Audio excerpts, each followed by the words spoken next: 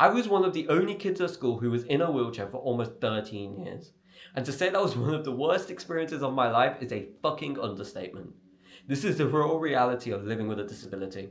So through primary school, I was the only kid that I'd ever set foot in my school who was in a wheelchair for the whole time, which meant that there were so many adaptations that were needed for me, which led to a lot of the kids in my year actually hating me. And even though there was only about 30 kids in a year at my primary school, it was very small. When it came to year 5 and 6, we were meant to be on the top floor upstairs in the classroom, and that was what was considered prestigious in our school. Everyone would look forward to that, and when it came to us, we had to move downstairs because of me. I couldn't walk up the stairs, and by that time, because of my disability, I had broken my leg. Out of the worst possible timing in my life, I'd broken my leg, and I'd worked so hard over the years in year 3 and 4 to learn to walk up the stairs, because I didn't want to be that kid who made everyone's life an experience of hell. And so living with a disability, being in a wheelchair for all my primary school years, meant that everyone hated me by the time it ended. They didn't show it to my face directly, they didn't call me names straight away, but you could tell the vibe was off.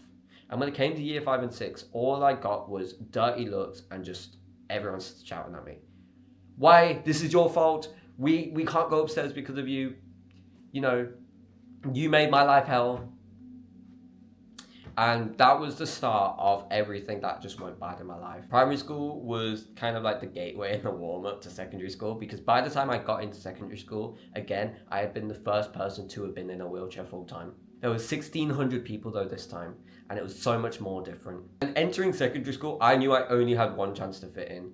I was already the odd one out of primary school, so when I entered my secondary school in 2018, there was 1,600 people who were normal, able-bodied and walking, and then there was just me, rolling around in an electric wheelchair, and I already didn't fit in. I was the odd one out before I stepped foot into that school.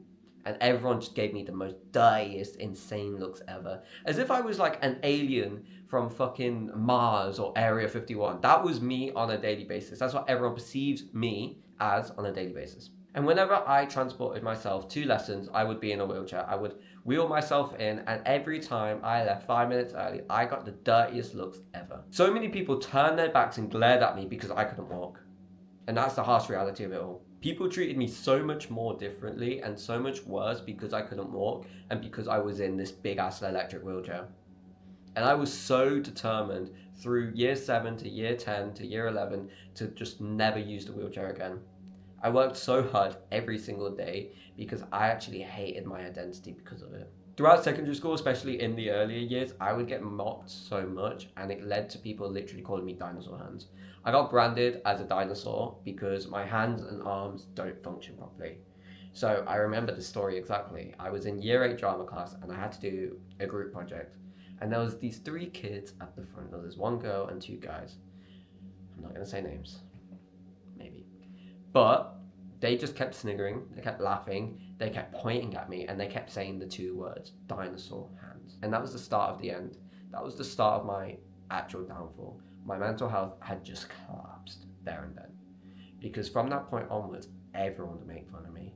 That just spread like wildfire. I looked like a fucking freak to begin with, and people's words, actions, and comments just amplified it so much more than it needed to be. It got to a point where I got so severely bullied, so made fun of, and just brutally kind of attacked because I was disabled, because I didn't know how to speak to people, because people always treated me so much differently. So when it came to socializing with people, when it came to break times and lunch times, I would try and fit in, try and play football with the lads. I couldn't. I nearly ran over the ball about 6 times. But I got bullied and made fun of so much that it made me consider alternatives to leaving. That is the most friendly way I can say it on YouTube without it being flagged. It made me start writing letters and considering options, because it got so bad. I hated myself so much. I always knew I was a freak. I always knew that I was the odd one out. I knew that me not being able to walk would put me at such a disadvantage. I don't know if it was toxic motivation or something snapped in me because I hated it so much, but I had to get out of it. And I felt so guilty at the same time once I didn't need my wheelchair, because I felt like part of my identity, if not all of it, was just evaporated. Because who was I if I was not the weird freak in a wheelchair? If I started to walk around, if I started being able to act normally, then who the hell was I? I built my brand so much over the past 13 years to be someone who was in a wheelchair, who was noticeable from a fucking mile away, because all you could see was a little kid in a fucking chair zooming. You know, he was 5 years old in a wheelchair having the time of his life because it was like, wee, this is so fun, to then being 15, actually hating it, to having absolute meltdowns. I was so ashamed of the fact that I was disabled, and it's something I'm still working on today, because I was so thankful for having people and a support system that pushed me so much every day. My mom made me do 50 laps around the house every day because she knew there was something in me. She knew that I could walk. She knew I could get to these physical capabilities. And I'm so thankful for that. But I also look back and think I deserve to be in the wheelchair still. I remember I had a few falls over my time learning to walk, which were pretty severe. I had a few concussions and I hurt my leg a couple of times. And I had to use the wheelchair for my safety. You know, it got to a point where I was being a risk to myself. I remember being threatened to have to be put back in the wheelchair. I would lose my shit. I had the worst mental breakdowns ever. I remember it so vividly. It fucking haunts me. I'd scream and cry and have these meltdowns. And, you know, people thought I was doing it for attention, which I mean is pretty fair because the attention was I didn't want to be in the fucking wheelchair. Because the wheelchair connoted such bad things, I would genuinely have a panic attack for about 4 years every time I looked at a wheelchair. I was so adamant, I was like, no, I am never touching a wheelchair again. And I feel like that made me more weak than accepting sometimes that I needed that help. And I just like kind of use help to my advantage. But it's something I am working on today. Let's move to today. I've been so thankful to not have to use a wheelchair for the last 4 years. I'm so thankful that I am physically capable and physically able, and I've done that myself to grow, to be stronger, and to put more trust in myself. And I look back now sometimes, and yes, I hate it. I hate the past, but I'm also so thankful because of what it mentally taught me. It mentally taught me to have the kind of resilience and that determination that, you know, I never once had. And I've started now to put more faith in myself to tell my story. I know that I always get paranoid whenever I'm with my group of friends at university, and I look at myself in the mirror and I hate it a lot of the time. I can't stand to look in the mirror. And my biggest issue is, what do people perceive of me because I'm physically disabled? I always think that even though I can walk, even though I'm so blessed to walk and have these opportunities, that I still look like a freak.